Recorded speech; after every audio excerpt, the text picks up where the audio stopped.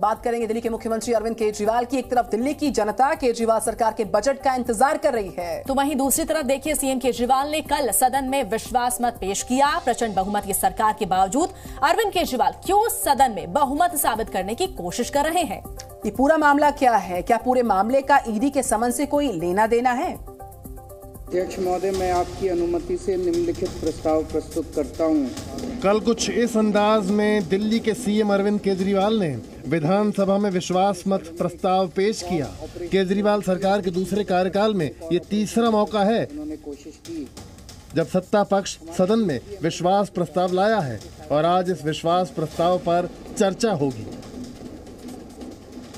ये महज संयोग है या प्रयोग कि केजरीवाल ने दिल्ली विधानसभा में विश्वास मत पर चर्चा के लिए ऐसा दिन चुना है जब आज ही दिल्ली की राउज एवेन्यू कोर्ट ने शराब घोटाले में केजरीवाल को पेश होने के लिए कहा है। राउज एवेन्यू कोर्ट के आदेश के बाद ईडी ने केजरीवाल को छठा समन भेजा और 19 फरवरी को पूछताछ में शामिल होने के लिए बुलाया है। ऐसे में सवाल उठ रहे हैं कि क्या विश्वास प्रस्ताव सीएम की तारीख वाली रणनीति का हिस्सा है? शराब घोटाले में केजरीवाल से पूछताछ के लिए ईडी ने 2 नवंबर को पहला समन भेजा था, दूसरी बार 21 दिसंबर को समन भेजा। 3 जनवरी को केजरीवाल को तीसरा समन मिला, चौथा समन 13 जनवरी को भेजा और 5वां समन 31 जनवरी को किया गया। ईडी के समन के दौरान कभी केजरीवाल चुनावी कार्यक्रम करते रहे तो कभी विपासना केंद्र में रहे। अब विश्वास प्रस्ताव को भी इसी कड़ी से जोड़कर देखा जा रहा है। बीजेपी और कांग्रेस दोनों केजरीवाल को ईडी के सामने पेश होने की सलाह दे रहे हैं। उन्हें न्यायालय की बात को मानते हुए जांच में शामिल होना चाहिए। दिल्ली की जनता को शराब घोटाले का सच पता है। अब जांच एजेंसी के सामने सच आ जाएगा तो उसके बाद अरविंद केजरीवाल को भी मालूम है कि शराब घोटाले में कितनी कमीशन खाई है, कितनी दलाली खाई है, वो दिल्ली की जनता के सामने आ जाए। चाहे यहाँ ईडी की बात हो, ईडी में मैंने हमेशा कहा कि इनको जाना चाहिए और आप उसको एस्केप नहीं कर सकते। ईडी के समन्स की टाइमिंग जरूर संदेह के घेरे में है।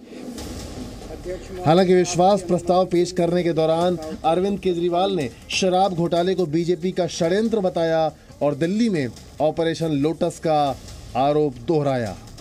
ये कोई शराब घोटाला नहीं है, इन्होंने कोई जांच वांच नहीं करनी। इन्होंने जैसे अन्य प्रदेशों में हम देख रहे हैं एक के बाद एक पार्टियां तोड़ रहे हैं, सरकारें गिरा रहे हैं केवल झूठे केस करके।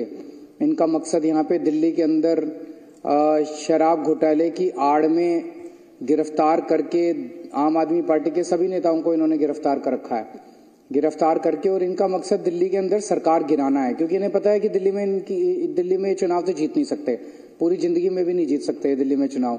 अभी कुछ दिन पहले मेरे पास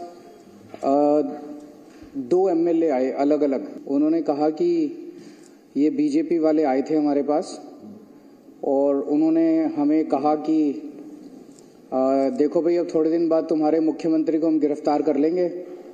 उसके बाद हमने ऑलरेडी 21 एमएलए को संपर्क कर लिया है और 21 एमएलए मान गए हैं पार्टी छोड़ने के लिए और उसे संपर्क कर रहे हैं। तो तुम भी 25 करोड़ रुपए देंगे और तुम भी आ जाओ पार्टी में। पिछले इतने सालों में एक और ऑपरेशन लोटस, कई ऑपरेशन लोटस कर चुके हैं, एक और ऑपरेशन लोटस इन्होंने कोशिश की। सदन में अरविंद केजरीवाल खुद दावा कर रहे हैं कि सभी विधायक उनके साथ मौजूद हैं और ऐसे में बीजेपी सवाल पूछ रही है कि आखिर विश्वास मत साबित करने का मतलब क्या है। तो विधानसभा में कहीं बात का कोई संज्ञान नहीं लिया जाता है लीगली, तो इसीलिए उन्होंने ये नौटंकी करके विधानसभा के अंदर बोला है। विश्वास प्रस्ताव तब रखा जाता है जब कोई अविश्वास प्रस्ताव लेकर आए, सरकार में भरोसा नहीं है, सरकार गिर सकती है। तो विश्वास प्रस्ताव लाने का केजरीवाल को औचित्य क्या है?